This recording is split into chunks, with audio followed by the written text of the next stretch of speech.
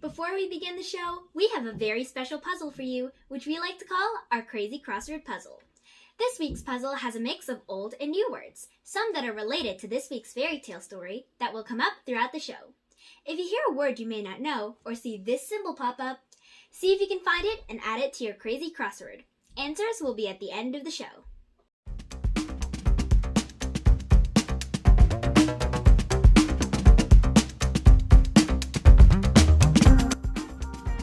Hello fairies, princesses, and goblins from across the land, and welcome to the Once Upon a Time News, where we walk, talk, and do everything fairy tales.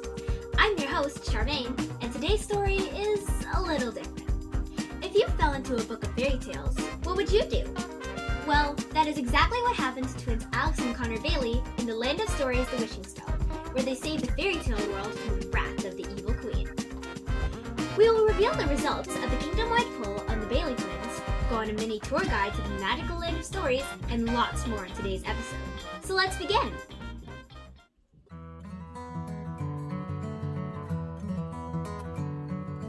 First, a study of setting.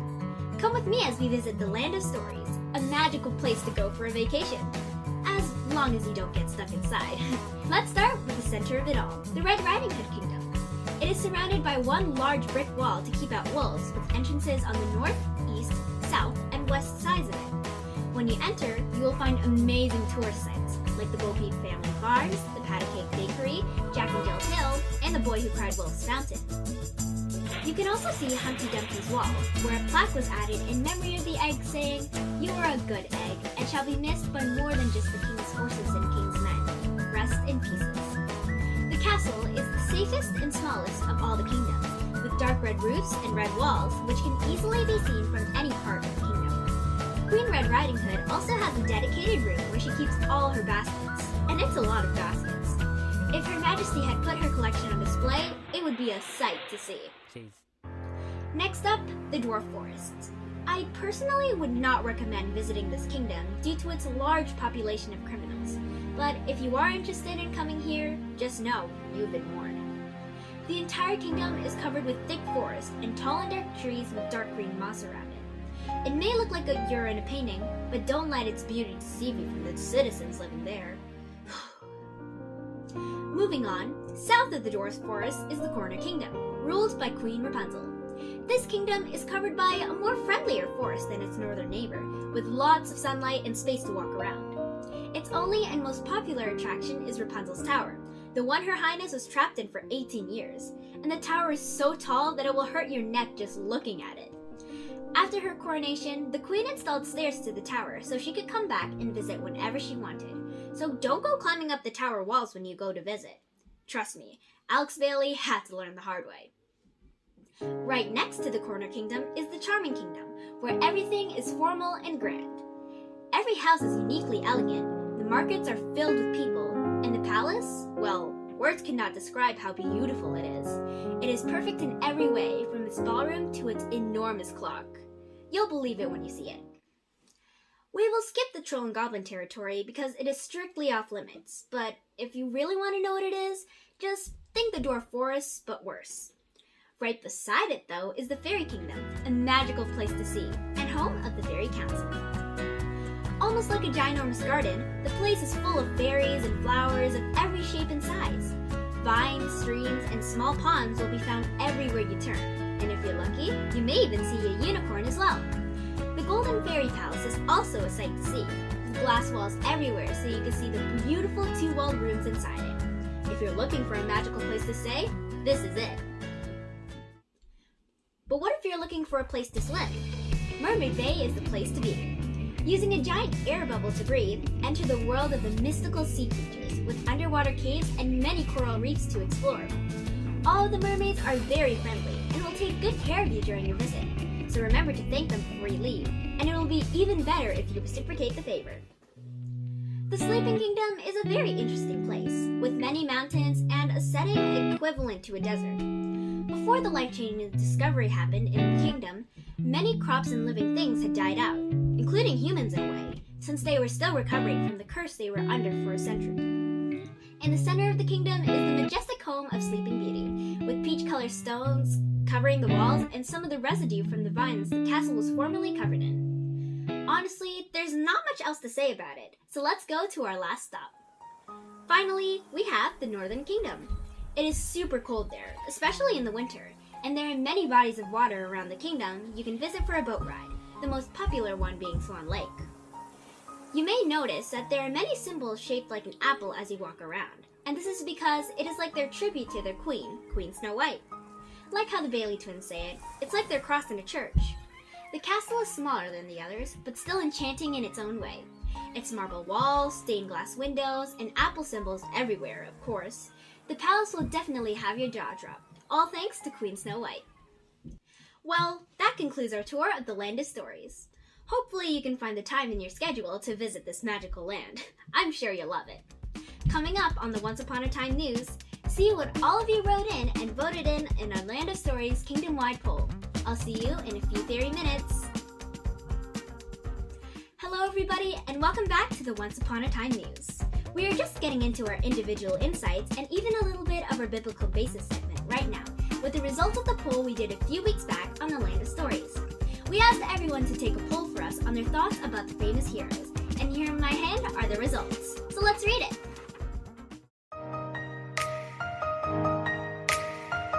First up, we asked you what your thoughts were on Alex and Connor. And of course, the majority of people voted that they are phenomenal, with 85% of votes. I mean, they were really young when they fought the protege of the Enchantress, and one of the most evil villains in the land. So if you don't call that heroic, I don't know what is. We also asked you what are some awesome things you would do with the Bailey twins. And the most popular thing you said was to go on an adventure with them, to places like the Charming Kingdom, the Northern Kingdom, and the Red Riding Hood Kingdom. I mean, that is what they're known for, exploring amazing places and sometimes even finding new ones. I would probably ask to tell jokes with them as well. I must admit, they are quite a funny pair too. And the last and most important question we had to ask you, who's the better twin, Alex or Connor? This was divided 50-50 in our poll, but in my opinion, I like Connor Bailey better because his humor throughout the story is hilarious.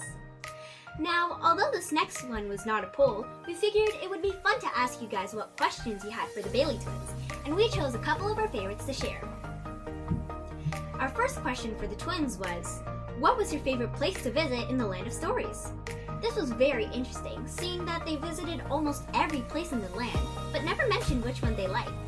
I think that Alex would say that she liked the Charming or Fairy Kingdom, and Connor would like the Troll and Goblin territory, since he has some love interests there. Next, what was your favorite part of your adventure in the story? I wouldn't know for sure, but it would be very interesting to see what their favorite part was. These next couple questions are for our Biblical Basis segment, where we answer deep questions with words of wisdom. These questions relate to what happened to the Bailey twins in this book, and this would be my advice for them if they ask me these questions. You can also use these in your daily life when you need it. First, what do you do when you fight with your sibling, and how do you handle it? I can answer this question as I have two siblings myself. I believe that God would tell you what it says in Colossians 3 verse 13. Bear with each other and forgive one another if any of you have a grievance against someone. Forgive as the Lord forgave you. It may be hard to forgive your sibling, especially when you have every reason to blame them, but we are all God's children and we should always love one another, even if it means it can be hard sometimes. You should always forgive your sibling and apologize so you can let go of the grudge and love them with all your heart. Another question was, what should I do when I lose a loved one? In this story, the Bailey twins' father sadly passed away a year before the events of the story, but they are able to cope with their grief as the story progresses. Some things I would suggest are to trust in God that your loved one, whether it is a friend, a close family member, or, in Alex and Connor's case, their dad, is safe with God in heaven. You can pray to him every day and make sure they are safe, and also find ways to keep them in your memory forever. The Bailey family has their father's book their grandmother and dad used to read to them. It was how they remembered their dad and his legacy, and all the amazing things he did for them. But you could do other things that remind you of that loved one as well, whether it's going to their favorite place, or simply talking about them and the awesome things they did for you while they were on this earth. And finally, the last question. I feel so lonely, like nothing is going right.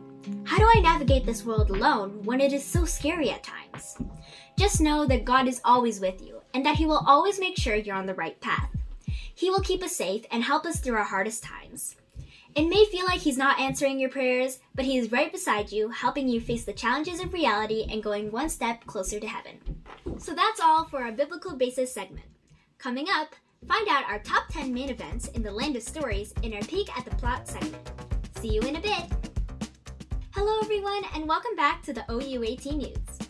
We are now going to talk about our Peek at the Plot segment. Here's how it works. We will tell you our top 10 favorite main events that happened in the story, and then we will also give it a rating from 1 to 10. 1 being a really boring scene, and 10 being a really exciting one. Now let's find out what our favorite events were in the Land of Stories, the Wishing Spell.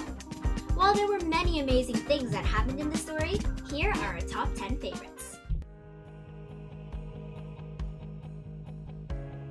Number 10. The twins almost being eaten by the witch in Hansel and Gretel.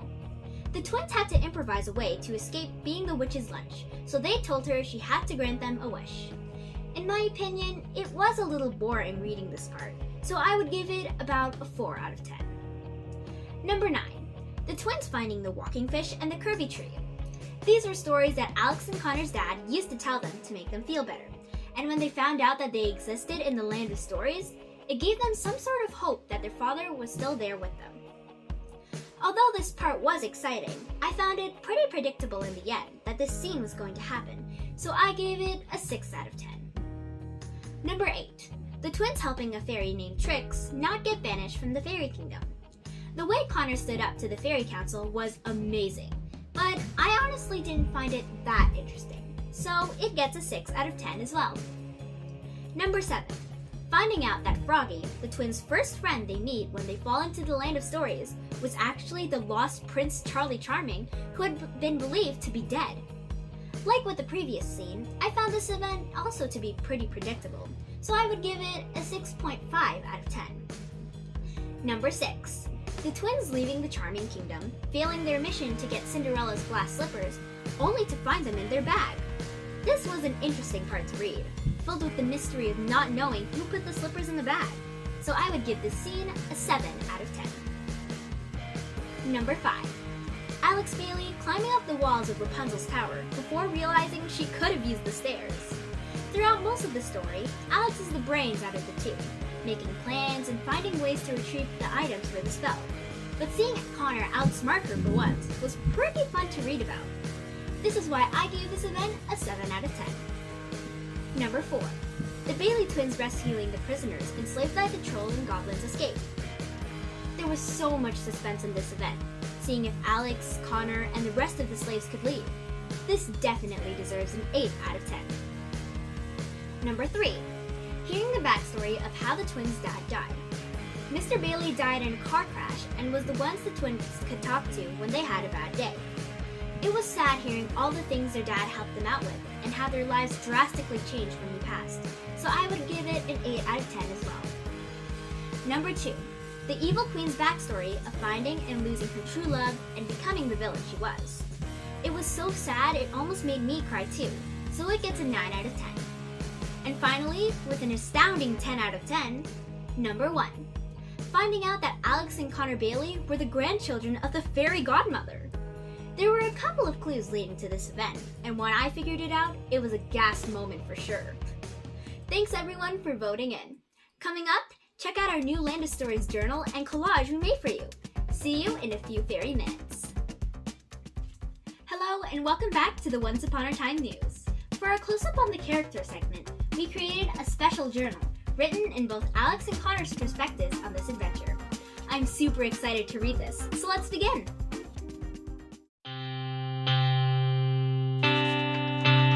Here are the items for the wishing spell. Glass that housed the lonely soul up till midnight's final toll. A saber from the deepest sea meant for a groom's mortality. The bark of a basket held in fright while running from a bark with bite. A stony crown that's made to share, found deep within a savage lair. A needle that pierced the lovely skin of a princess with beauty found within. A wavy lock of golden rope that once was freedom's only hope. Glittering jewels whose value increased after preserving the falsely deceased. Teardrops of a maiden fairy, feeling neither magical nor merry. Let's now read the notes. Hi, my name's Alexandra Bailey, but you can call me Alex. I currently have no idea what the date is here, so I'm just going to start writing. Please note, I'm not usually a journal writer, but this is going to be one unforgettable experience, so I guess this will be a keepsake for me and my brother if we get home. What do I mean by unforgettable experience? To sum it up, one moment I was in my bedroom, and the next thing I know, I'm falling into my grandma's book, discovered it was this crazy fairy tale world, and now I'm stuck until I can find items for the wishing spell with the help of this journal from this guy who found these items so we can wish ourselves out. You want to know what's worse? Being stuck in an unknown world with my annoying brother, Connor. I know, this is gonna be torture. Right now, we are staying in this frogman's house for the night, while we figure out how to get the wishing spell items. Yes, I wrote that correctly, a frogman. His name's Froggy, and he seems really nice for an amphibian. I'm also pretty sure his condition isn't contagious. How do I feel about this, you may ask? I mean, of course, a journal is not going to ask me these questions, but anyways, the fact that the fairy tales I grew up with exist in a different world is amazing. I am a little worried about how me and Connor are going to retrieve the wishing spell items, and if our mom will be 80 by the time we get out of here, but I still want to try and explore as much as we can too. I gotta rest up for now, but I'll try and give you updates as much as I can. Bye! XOXO, Alex Bailey. That was Alex's perspective. Now let's see what Connor has to say. I saw that my sister Alex wrote in these extra pages at the back of this journal, so I thought, why don't I too? By the way, Alex, if you're reading this, stop right now. I know you're still reading, so seriously, stop. Stop! I'm Connor, by the way, the awesome twin. I know my sister called me annoying, but if she calls my awesomeness annoying, then thanks for the compliment. After we left that frogman's house, we almost got eaten by that witch from Hansel and Gretel, but my quick thinking saved the day, and she's now a vegetarian. Thank goodness, because I would have been lunch if that didn't happen. So I'm a bit pudgy in some places. But it's not my fault. Anyways, it took us forever to get here, but right now I'm waiting at the top of Rapunzel's tower for Alex. She decided to climb up the tower walls. If she read this journal, she would have known that she could have used the stairs. According to this journal, Queen Rapunzel added these stairs so she could come back whenever she wanted. I'm not really sure why she would want to come back to the place she was confined in every day for like 18 years, because I know I wouldn't want to. I also think I found the first item for the wishing spell, although I'm not so sure. We don't even know what these items we're looking for are.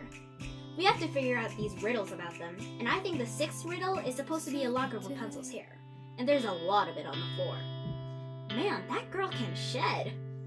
I can hear Alex is almost at the top, so I'll stop here. I still find it hilarious that she had to climb the tower. Oh well. The awesomest twin, Connor. Wow, well that was very interesting. We weren't able to read all of it, but don't worry. After today, you can find this journal on our website at www.ouatnews.ca. And finally, our Extending the Novel Experience segment. For this, we created a special collage based on this book, as you can see here. We put the theme of the story, good over evil, as our title, and added all the important people, places, and things in the story. This includes the wishing spell items, the different kingdom palaces, and the fairy tale heroes themselves, Alex and Connor Bailey. You can once again find this collage on our website, www.ouatnews.ca. Again, that's www.ouatnews.ca.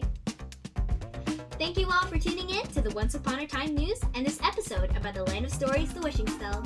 I'm Charmaine, signing off. Goodbye!